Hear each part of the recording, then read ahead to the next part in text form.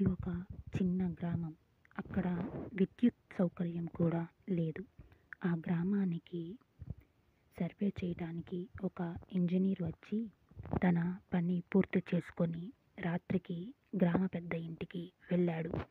రాత్రి భోజనం చేసిన తరువాత ఆ ఇంజనీరు తన బ్యాగు నుండి 2 కొవ్వొత్తులు తీసి వెలిగించి లెక్కలు రాసుకుంటున్నారు. తర్వాత ఆ కొవ్వొత్తులు ఆర్పి మరో 2 కొవ్వొత్తులు బ్యాగు నుండి తీసి వెలిగించి పుస్తకం చదవసాగాడు.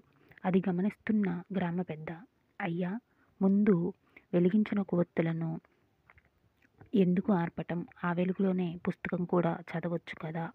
దాన్ని ఆర్పి వేరేదాన్ని ఎందుకు వెలిగించారు అని అడిగాడు. అందుకు ఆ ఇంజనీరు, మొదట వెలిగించిన కొవ్వొత్తులు నాకు ప్రభుత్వం ఇచ్చినవి. దాని వెలుగులో ప్రభుత్వ పనులు మాత్రమే చేశాను. ఇప్పుడు నా ఆనందం కోసం నా సొంత కొవ్వొత్తులు వెలిగించి చదువుతున్నాను అన్నాడు.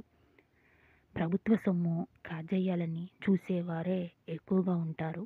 కానీ ఇతనెంత నిజాయితీగా ఉన్నాడు అని ఆ ఇంజనీరు వంక అలాగే చూస్తూ ఉండిపోయాడు ఆ గ్రామ పెద్ద. ఇంతకీ అతనెవరో తెలుసా? మోక్షగుండం విశ్వేశ్వరయ్య గారు.